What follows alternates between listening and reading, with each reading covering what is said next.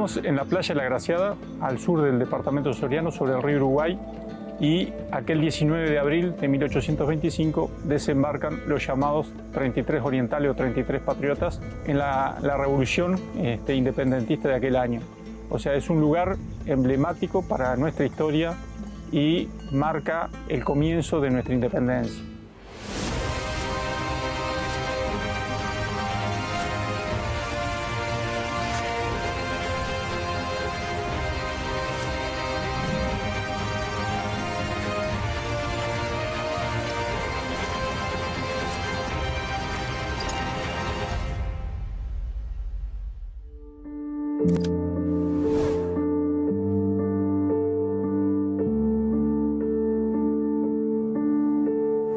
En 1822, a través del Grito de Ipiranga, Brasil se independiza de Portugal y es el imperio del Brasil que domina lo que llamaron provincia cisplatina, ¿no? Lo que era la banda oriental se llamaba provincia cisplatina y había 10.000 efectivos militares bien armados. Incluso el río Uruguay estaba continuamente vigilado por embarcaciones brasileras. A comienzos de 1825, dentro del territorio de lo que es hoy Uruguay, o sea, al este del río Uruguay, una vez que se afianza el gobierno brasileño, en ese momento es como que vuelve a plantearse una política anterior de reconocimiento de quiénes eran los propietarios de las tierras.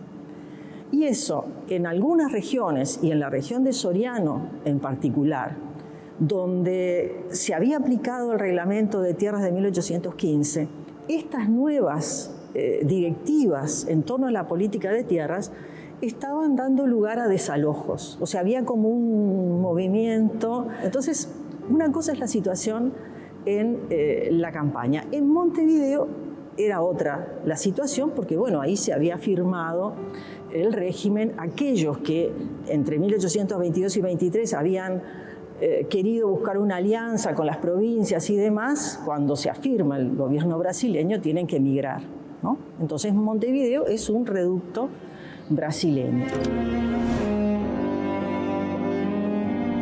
Lavalleja es liberado de la isla de Ascobra justamente en el año 22 por aquel indulto cuando Brasil se independiza. Entonces muchos orientales regresan a la banda oriental, a la provincia cisplatina. Hace un intento en Tacuarembó de revolución, pero fracasa y se va a las provincias argentinas, busca con los gobernadores de Santa Fe, de Entre Ríos, de buscar armas y gente para levantarse en armas.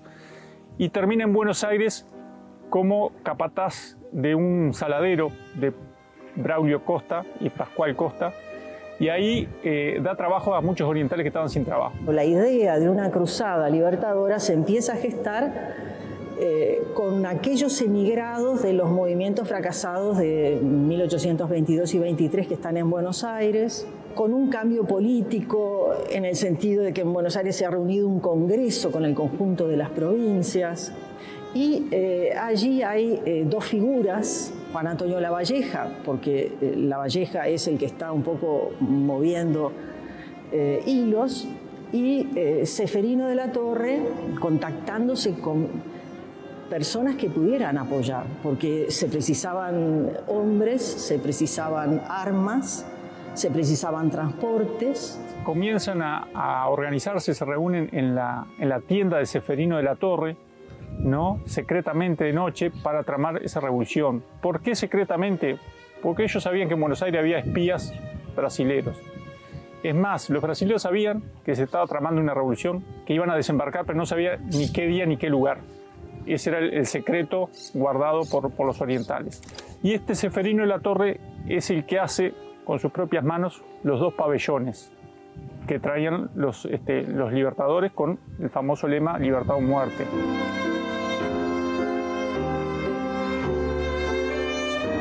Los colores son los colores de Artigas, pero los colores también de la Revolución Francesa, ¿no? o la Revolución Norteamericana. Y el lema Libertad o Muerte, si bien ya se había usado históricamente ese lema en la Revolución Francesa, pero marcaba la idea de Lavalleja, o sea, o liberamos el territorio o morimos en el intento. La frase Libertad o Muerte fue pintada por un pintor francés Philippe Goulou, que también se reunía porque quedaba a 2 cuadras su casa de la tienda de Ceferino de la Torre en Buenos Aires. Y ese pintor retratista, Philippe Goulou, 10 años después, en 1835, es quien pinta el retrato de Lavalleja cuando está en Buenos Aires, el famoso retrato que está con el sable y su uniforme. Ese mismo pintor el que hace el retrato de Lavalleja.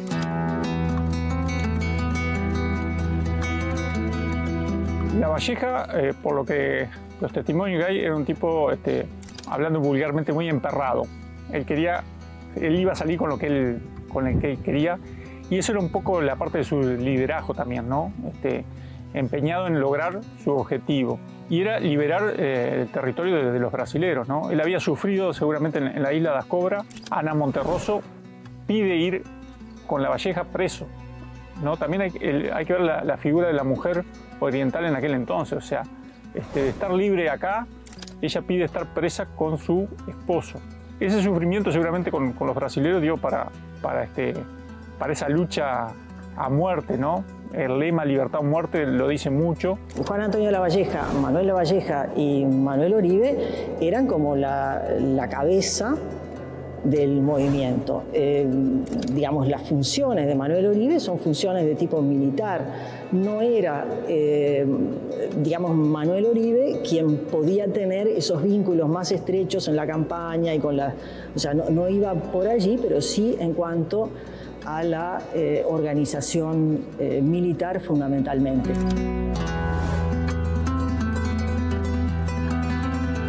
En 1823 se había intentado conseguir el favor de Fructuoso Rivera, que digamos, dirigía fuerzas brasileñas, y en ese momento Fructuoso Rivera se había negado a participar. Además se había hecho una operación de propaganda respecto de eso, porque se imprimió la carta que el cabildo, integrado por los caballeros orientales, los que querían hacer un levantamiento en 1823, le habían mandado, y la respuesta, ¿no? Donde él decía que prefería el orden, prefería una vinculación en términos de confederación con un imperio y demás.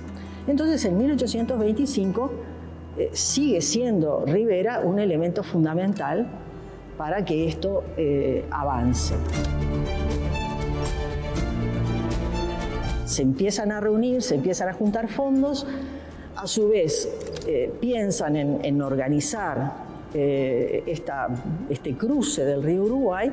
También va a haber como una primera avanzada hacia la región de Santo Domingo Soriano, para contactarse y ver, bueno, cuando desembarquen, quién les puede apoyar con caballos, ¿no? Porque tampoco se podían lanzar y llegar y que no hubiera nada. Después de contactarse con Tomás Gómez, que tenía la estancia aquí en el Arenal Grande, que era el que los iba a proveer de caballos, habían arreglado todo para desembarcar el 12 de abril.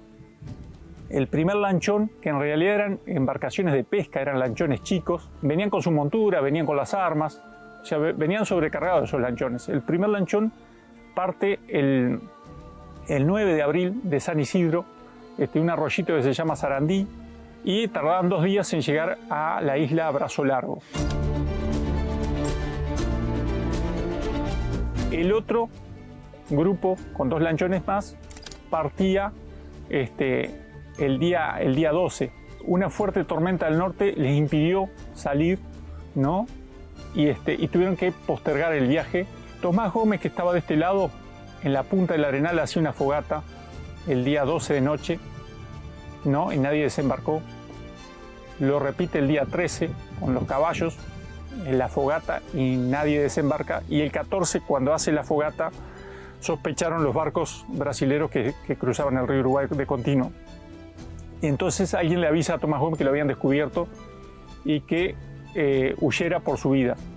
Tomás Gómez se va, pero antes de irse habla con sus cuñados, los hermanos Ruiz, y Laureano y Manuel tenían su estancia en Punta de Chaparro, un poco al sur de acá de la playa. En la isla Brazo Largo llega ese primer grupo, que eran 9 ¿no? Entre ellos el Baquiano Cheveste, Manuel Lavalleja, el hermano de Juan Antonio. Juan Antonio venía en el otro grupo, recién llega el 17 de abril, se juntan los dos grupos, y ahí recién cruzan a ver qué pasó con Tomás Gómez. Entonces dicen, no, Tomás Gómez fue descubierto, tuvo que huir. Dice, vayan a hablar con los hermanos Ruiz. Entonces, en la noche del 17, entre el monte, caminando 15 kilómetros hasta la estancia de los hermanos Ruiz, a decirle que iban a desembarcar. Los hermanos Ruiz le dan una vaquillona y un amasijo de pan, y queda todo coordinado para el 19 de noche desembarcar.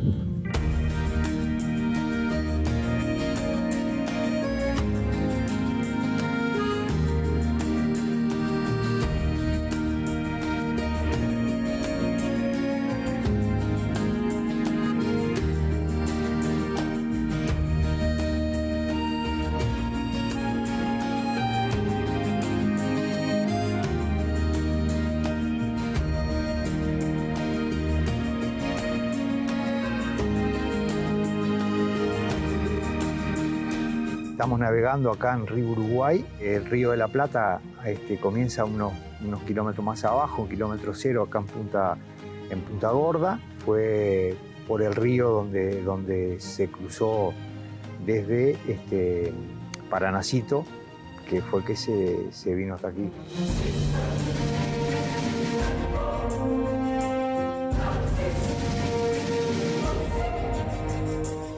Bueno, para los cruzados de 1825 la situación fue totalmente distinta a la que tenemos hoy día, debido a que el delta en ese momento no había tanta vegetación, por eso pudieron navegar un poco a vela y a remo, en donde hoy, por ejemplo, eso ya se hace bastante complicado.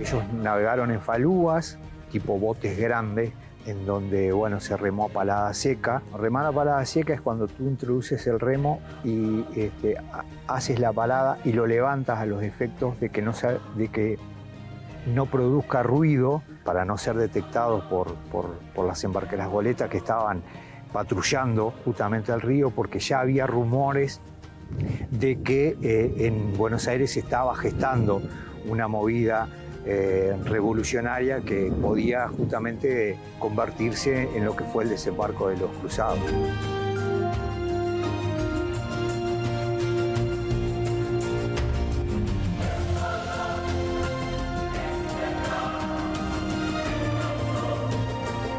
A la derecha tenemos lo que es la pirámide que identifica el lugar donde desembarcaron los cruzados de 1825.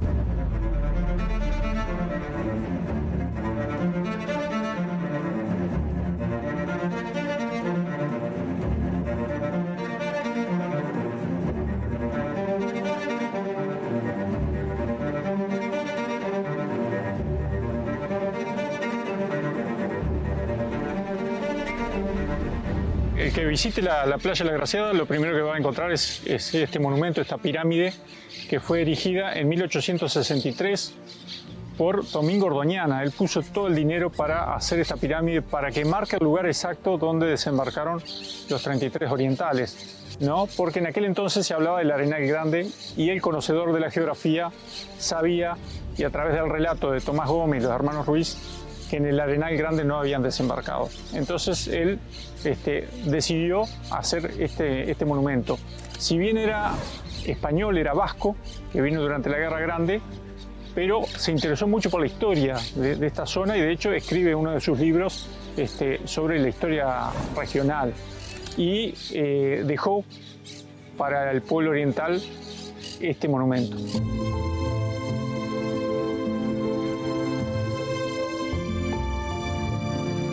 Domingo Doñana adquiere en 1850 la estancia Casablanca, ¿no? Y se dedica, era uno de los estancieros progresistas, introduce las cabras de Cachemira de Angora, es fundador de la Asociación Rural, es el que aloja o hospeda a Juan Manuel Blanes en 1875 para que pinte el cuadro de los 33.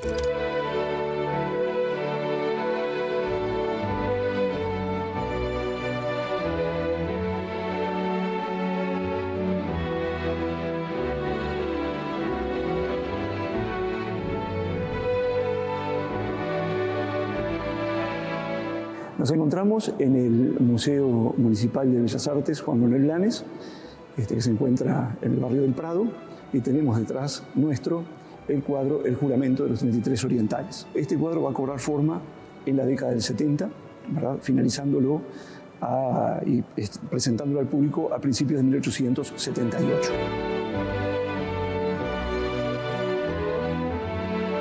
El proceso de creación de la pintura académica y la pintura de historia especialmente es un proceso largo, ¿verdad? Implica estudios, implica investigaciones, implica desplazamientos hasta los lugares donde ocurrieron los hechos que se quieren representar, pero la obra final se realiza en el taller. Todavía estamos en un periodo y en una corriente pictórica que no utiliza lo que se llama el plein air, la pintura al aire libre, ¿verdad? Mismo las dimensiones de estas telas dificultaban que pudieran ser realizadas, ¿verdad?, en el lugar de los hechos. Blanes viaja con su hijo y con Ordoñana, que era el dueño de los terrenos donde se encontraba el predio de la Plaza de la Graciada, para recorrerlo y conocerlo en profundidad.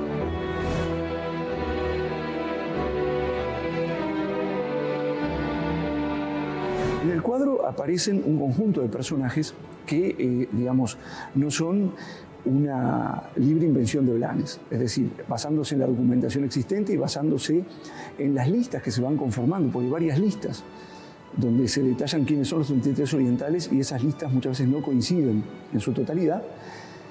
Con el asesoramiento de los intelectuales del periodo y de los historiadores, él logra, digamos, definir ese número que era lo más aceptable en ese momento. Pero no puede ponerlos a todos en pie de igualdad.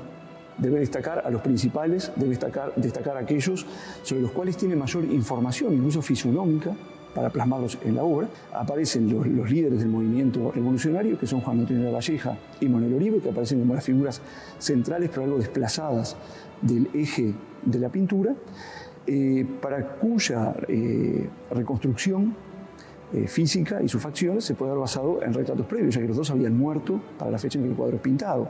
Y otros personajes secundarios, como los boteros que los traen, que aparecen alejándose a la izquierda del cuadro con sus canoas, quedan en un segundo plano, es decir, figuran como personajes involucrados, pero que no tienen tampoco una identidad trascendente para lo que va a ser después ese movimiento.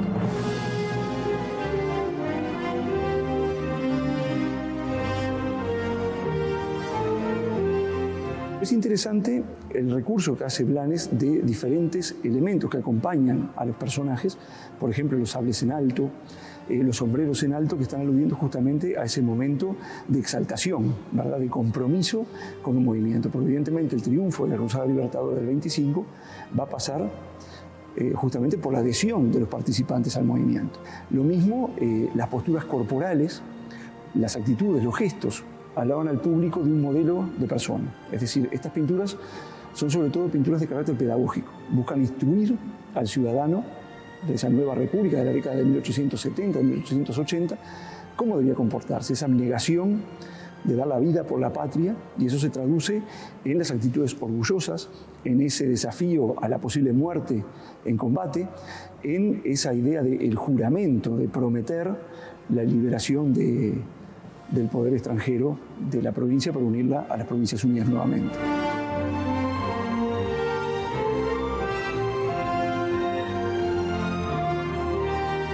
Para componer la variedad de obras históricas, el artista necesitaba una cantidad de elementos que le servían para contextualizar y ambientar esa obra. Armamento, mobiliario, vestimenta, uniformes, joyería, objetos de uso doméstico, y eso aparece en la pintura. Hay una proliferación y variedad de uniformes. Son ejércitos irregulares, son movimientos revolucionarios que se gestan, ¿verdad?, no comandados por un Estado. Ni siquiera hay a veces uniformidad en los uniformes militares que utilizan. Pensemos que el pintor de un episodio, que en realidad está constituido por varios momentos, selecciona uno y lo congela.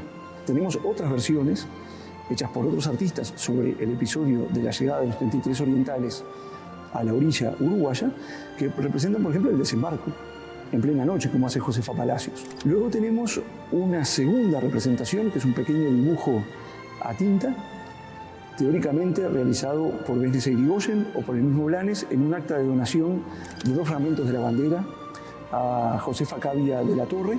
Josefa Palacios, en la década de 1840, pinta la que conocemos hasta ahora como versión más antigua del desembarco. Y decimos el desembarco de los 33 porque ella lo que nos muestra es la llegada de este cuerpo de revolucionarios en la noche, para pasar desapercibidos. Es un momento distinto al juramento que pinta Blanes.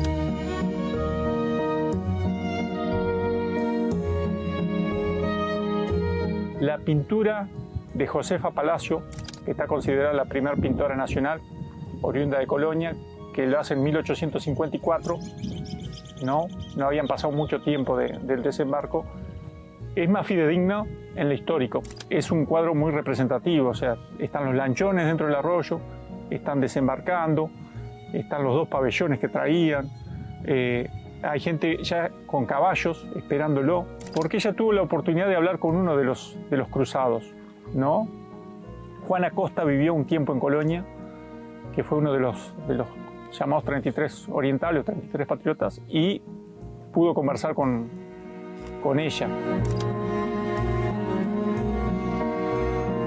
El cuadro de Blanes artísticamente es muy bueno y es la imagen que tenemos todos los orientales de ese desembarco. El juramento existió, pero existió dentro del monte, cubierto de todo ruido, junto al arroyo. Seguramente alguno tirado, cansado después de remar tanto en el pasto, en la arenga de la Valleja con el pabellón, pero en otro ambiente, dentro del monte, a cubierto de todo ruido del río Uruguay.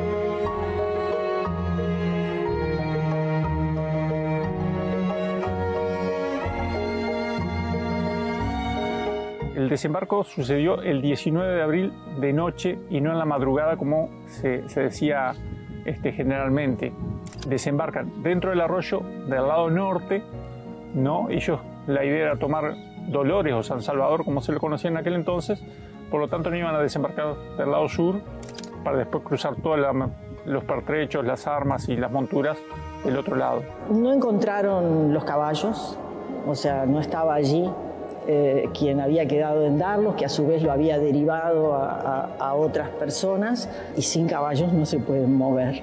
Entonces ahí las distintas memorias son contestes en señalar esas dificultades. Pero imagínense cuando están desembarcando, después de la peripecia de los que habían estado varios días en la isla de Brazo Largo y de los que habían intentado llegar, pero la tormenta no les dejaba salir, y después finalmente se juntaron todos y pudieron llegar, ¿no? O sea, imagínense eso, imagínense que se están preparando para un enfrentamiento, que esperan que en la playa o en la zona cercana va a haber alguien con alguna linterna, con algo, con los caballos, y no lo encuentran, ¿no? O sea, eso es un momento de desasosiego.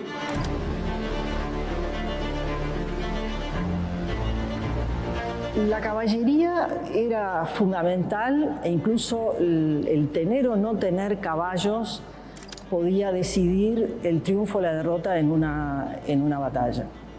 Pero además no estamos pensando en un caballo por persona. En general son más de un caballo, porque es caballo para, digamos, trasladarse, pero también el caballo para la batalla. O sea que realmente el tema de contar con buenas caballadas era un elemento estratégico fundamental.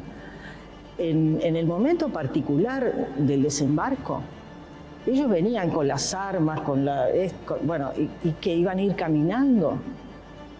O sea, ¿cómo podían avanzar en un territorio donde podía haber guardias enemigas y demás, iban a pie. ¿Cuánto podían trasladarse? ¿Cómo podían llegar? O sea, el caballo, el contar con caballos era realmente un elemento estratégico para que la empresa pudiera seguir adelante.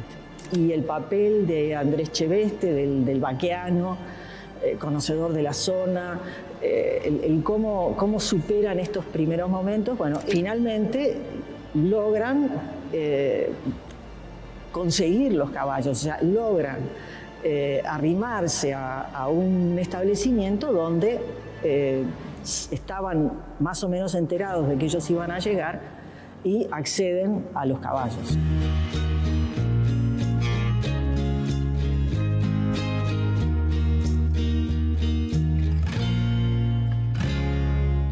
A mi espalda tengo un brote de lo que es el higuerón, donde los cruzados realizaron su proclama.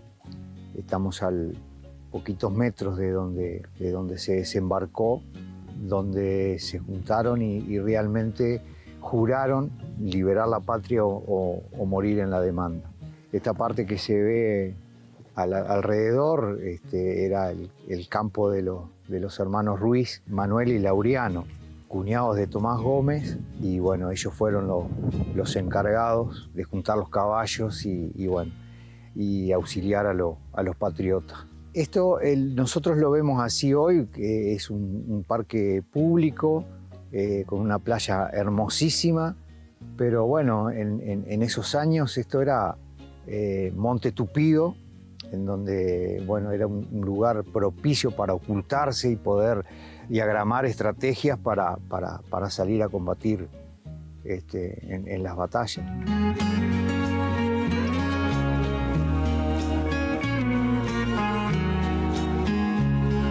No nos olvidemos que los cruzados venían sin ropas, todos andrajosos, venían con mucha hambre, con poco tabaco, con poca yerba, y también ellos, la primer gesta fue en la batalla de Dolores, que está a unos 40 kilómetros de aquí. Por lo tanto, creo que toda la ayuda que se le proporcionó por parte de los Ruiz fue fundamental para lo que fue el comienzo de la gesta. El hecho de saber que tenés sangre o que venís de la sangre de alguien que colaboró a la emancipación de esta patria y bueno, realmente es un orgullo. La emoción de concurrir todos los 19 que se puede y rendir homenaje a esa gente que de una forma u otra fueron los que hicieron este país.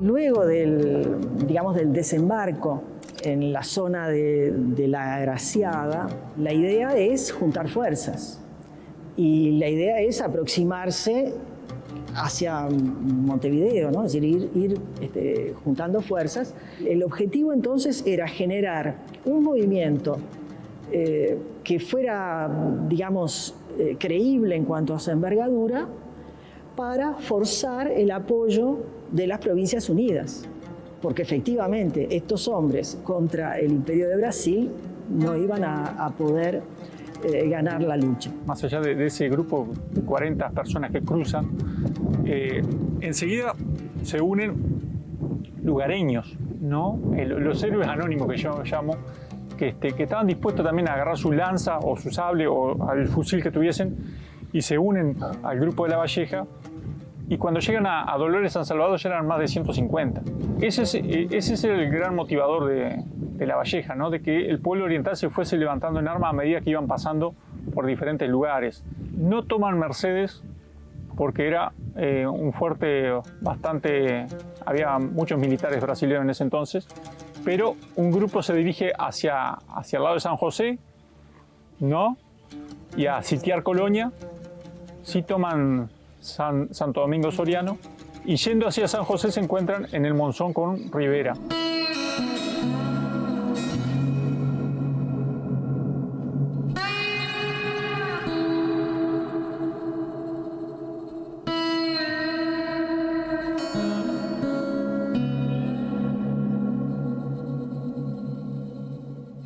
Bueno, la zona donde estamos muy cerca del arroyo Monzón, cerca a unos 20 kilómetros de la ciudad de Cardona. En esta zona sucedió un hecho histórico importante que fue el encuentro entre Lavalleja y Rivera el 29 de abril de 1825.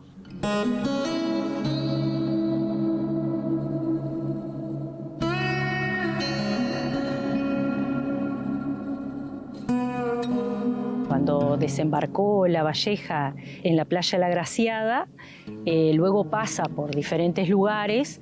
La noche anterior pernota en la zona de Altos del Perdido, donde está la estancia de los Altos, que se llamaba la estancia Oliveira. Y al otro día, en esa misma estancia, se encuentra con el chasque, la importancia del chasque, ¿no? Que era de Rivera este chasque, y le da la información de que Rivera también viene rumbo a las puntas del Perdido.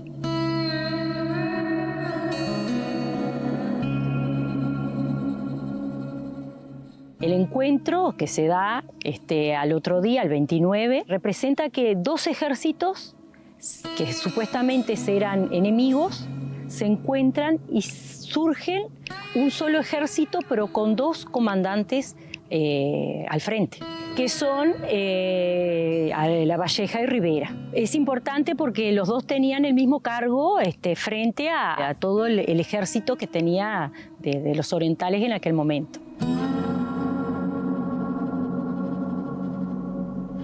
Hay muchísimas versiones sobre lo que sucedió en ese encuentro, que surge hasta de la misma curiosidad de nombrarlo abrazo. Si realmente se abrazaron, si uno apresó al otro, si Lavalleja, por ejemplo, apresó a Rivera o Rivera se dejó apresar. Y muchas versiones son de los mismos protagonistas, pero después en el tiempo, o sea, desde 1830 en adelante, hay varias memorias. Es muy difícil saber qué pasó en ese lugar, porque hay muchos intereses también relacionados a lo que sucedió en ese lugar. Es como dicen Salterán y Herrera, ¿dónde está la verdad? Es más difícil apresarla que capturar un hombre en el Perdido.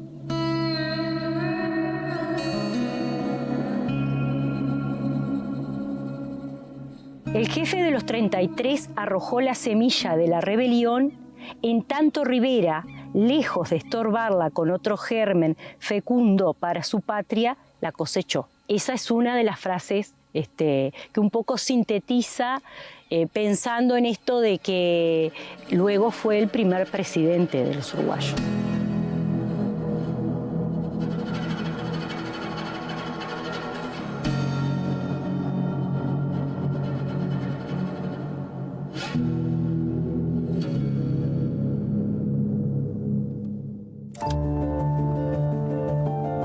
Rivera se va a incorporar a fines de abril, o sea, pocos días después de la llegada al territorio de este primer contingente. Lo que llama la atención y que tal vez demuestre el peso que Fructuoso Rivera tenía en la campaña es que se van a emitir proclamas conjuntas, llamamientos conjuntos. Juan Antonio Lavalleja, Fructuoso Rivera, para incorporarse, para señalar que estaban luchando por la libertad y demás. ¿Por qué? Porque efectivamente quien se había quedado en el territorio, Rivera, es el que concitaba los mayores vínculos, el que ha incorporado a sus tropas antiguos oficiales, artiguistas y demás, que permanecieron también en el territorio oriental, era Rivera. Entonces, cuando se produce la incorporación de Rivera, podía permitir, por lo menos durante los primeros días, que Rivera siguiera como si era, digamos, un comandante brasileño, ¿no? Y ahí poder convocar a otros orientales que estaban bajo su servicio. Los dos se ponen de acuerdo en liberar el territorio y uno toma hacia un lado a liberar todo el litoral, que es Rivera, que sitia Mercedes, después el famoso combate del Rincón de las Gallinas. Estratégicamente fue muy bueno porque en la noche anterior le roba los 5.000 caballos a los brasileros. O sea, el gran arma de los orientales era la movilización de los caballos. A pie no se iba a hacer patria. Con caballos fue lo que se hizo la verdadera liberación del territorio oriental. O sea, el gran arma era la caballería. Y La Valleja va hacia el centro, ¿no? Lo que después Sarandí en octubre.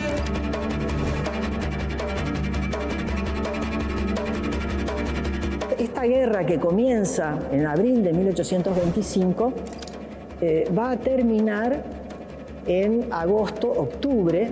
Octubre es la fecha de las ratificaciones del año 1828. O sea, estamos hablando de un lapso largo, ¿no? Una guerra que se ganaba de manera rápida. Ese movimiento de abril del 25 y el 4 de octubre de 1828, en que se ratifica un acuerdo por el cual surge como Estado independiente lo que más o menos estaba al este del río Uruguay y al norte del río de la Plata, porque no había una delimitación, va a tener un primer mojón, que es cuando el Congreso de las Provincias Unidas acepta que se incorporen diputados de la provincia oriental. Porque la incorporación de diputados de la provincia oriental a las Provincias Unidas supuso para Brasil que las Provincias Unidas eran el contendor de la guerra, que ya no eran simplemente este grupo que estaba operando en la banda oriental, sino que había un grupo mayor. Y entonces Brasil declara la guerra. En diciembre de 1825 hay una guerra entre las Provincias Unidas, de las cuales la provincia oriental forma parte, porque así se había resuelto, y el Imperio de Brasil.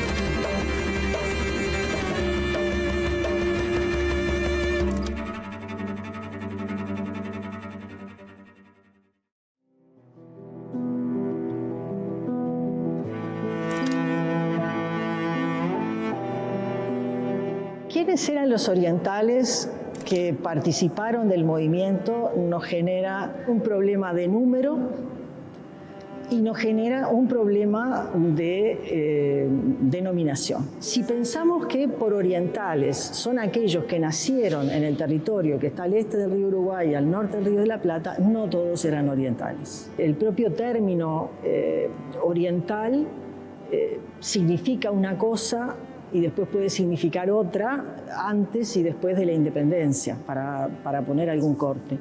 En el periodo en que estamos viendo, orientales podía incluso ser un término político.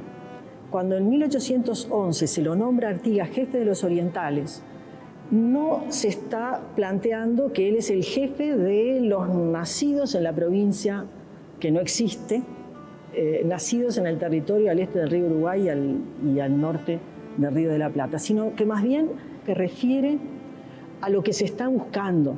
Y esos pueblos orientales van a abarcar otros territorios, los territorios del Entre Ríos, los territorios de Santa Fe, y sigue siendo de los orientales. Entonces ahí hay una asociación del término orientales con un proyecto, una idea de revolución. Pero lo cierto es que en ese contingente humano había gente venida de otros lugares. Dentro del grupo tenemos, por ejemplo, dos negros africanos.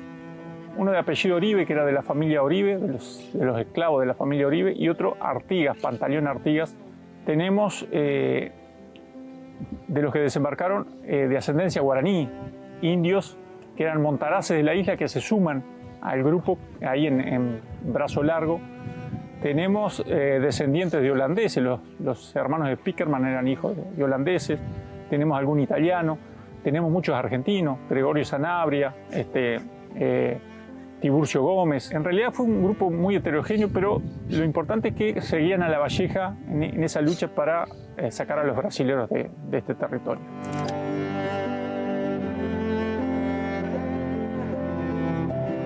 Los orientales no eran 33, es un mito. Vuelvo a decir, le llamaban 33 orientales, vimos que no eran orientales todos, que había diferentes lugares y razas. Hay 17 listas oficiales, ninguna coincide entre sí, pero hubo un autor, José Carranza, que hace de todos los nombres, de todas esas listas, lo va uniendo y da 40. Y hay 2 listas firmadas por Oribe y 2 listas firmadas por Lavalleja, y tampoco coinciden entre sí. Pero hay una lista de Oribe que tiene 40 individuos, que coincide con lo que hizo Carranza en su estudio. Y lo bueno que Oribe agrega que algunos montaraces al poco tiempo de desembarcar desertan, otros fallecen en la batalla de Ituzaingó en el 27. El número 33 está muy vinculado al tema de la masonería. Como sabemos bien, Manuel Oribe, Pablo Sufrategui y Manuel Freire eran integrantes de la masonería. 33 de la masonería es como el grado máximo, ¿no?, que puede aspirar un masón, o sea, comienza del grado 1, 2, 3 hasta el grado 33, ¿no?, que es como que la cúspide dentro de la masonería. Y bueno, tiene toda una simbología, referencia, ¿no? No es nuevo en la historia del Río de la Plata, ¿no? Tenemos a la logia Lautaro, ¿no?, con San Martín y muchos generales que fueron integrantes de la logia Lautaro. La influencia de la masonería inglesa también, desde las invasiones inglesas, hace que también parte de esas luchas por la independencia contra el imperio español sea vinculada a la masonería.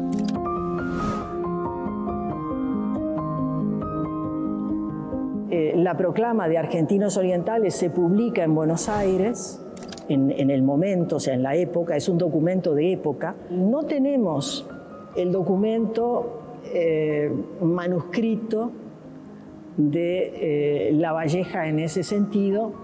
También tenemos que pensar que el término argentino, así como el término oriental no quería decir de lo que después fue el Estado Oriental del Uruguay, el término argentino, digamos, en ese momento en que no existe la República Argentina, es una forma de referir al Río de la Plata. Río de la Plata, Plata, Argentum, y de ahí argentino. Desde Buenos Aires se planteaba que el territorio de la provincia oriental no era de la provincia oriental del Uruguay, la provincia es oriental del Río de la Plata. Porque como ellos se ubican geográficamente, el Paraná y el Uruguay, desembocando y conformando el Río de la Plata, son la separación. Entonces ellos pueden encontrar que eso es el Oriente. Y este territorio, incluso cuando uno lee las leyes del 25 de agosto de 1825, se refieren a la provincia oriental del Río de la Plata. Entonces, Argentinos Orientales estaba refiriendo a quienes son pobladores del Río de la Plata del lado oriental.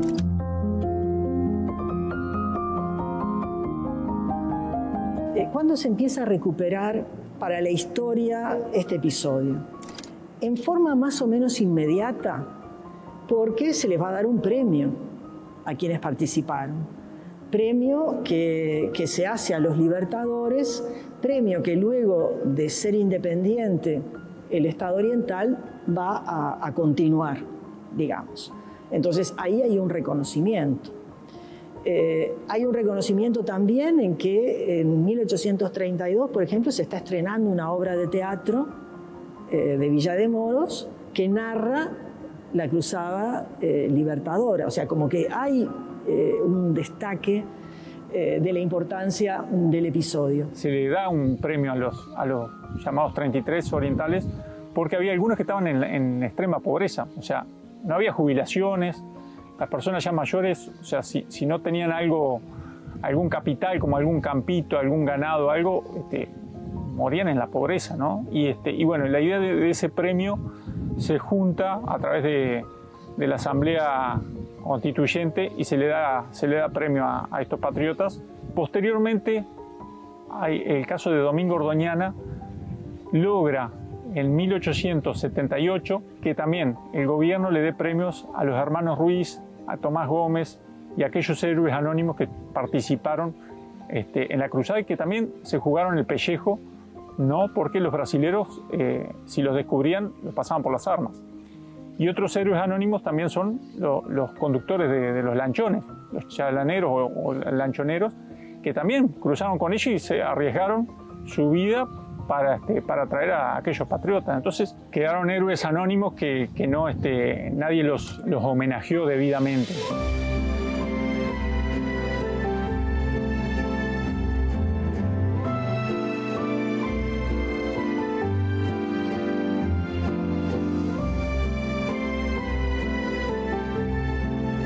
La importancia del desembarco en el proceso de la independencia, los protagonistas no la podían saber. O sea, ellos no podían saber si efectivamente esa lucha iba a generar un movimiento más grande que terminara sacando a los brasileños del territorio.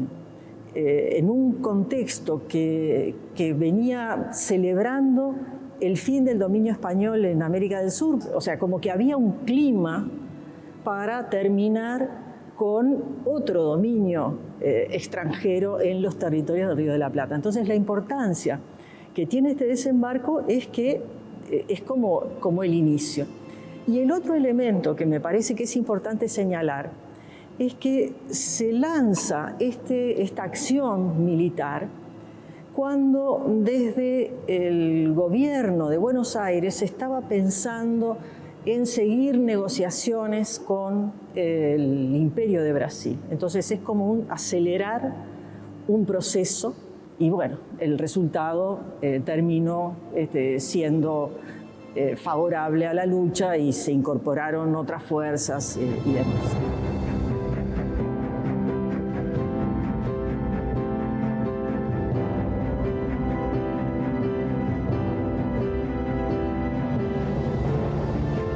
El hecho de nacer aquí a poca distancia de la playa de la Graciela siempre me motivó. Era motivador para el recuerdo de qué pasó acá, ¿no? Desde niño, tener esa idea de que estos héroes comenzaron esa revolución desde acá, como dice Zorrilla San Martín, ¿no? En la leyenda patria. Pisan el húmedo arenal 33 hombres que mi mente adora. Al igual que lo que fue el grito de Ascencio, ¿no? Que fue el motivador también de la Revolución Oriental, esto fue también el motivador de la Revolución Independentista. Y por eso creo que el escudo de Soriano dice: acá nació la patria. Y hay esos dos grandes hitos de nuestra historia que marcan eso, ¿no? El nacimiento de nuestra patria.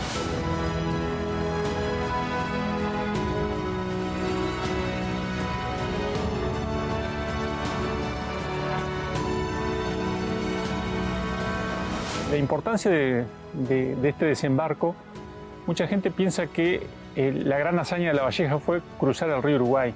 En realidad, ya lo habían cruzado varias veces. La gran hazaña de Lavalleja fue confiar en el pueblo oriental que se iba a levantar en armas ni bien él pisara suelo oriental. Y en estas arenas justamente él pisa suelo oriental con un pequeño grupo, un pequeño puñado de hombres, pero al poco tiempo ya son cientos y miles los que lo siguen. Y ese es el comienzo de nuestra independencia.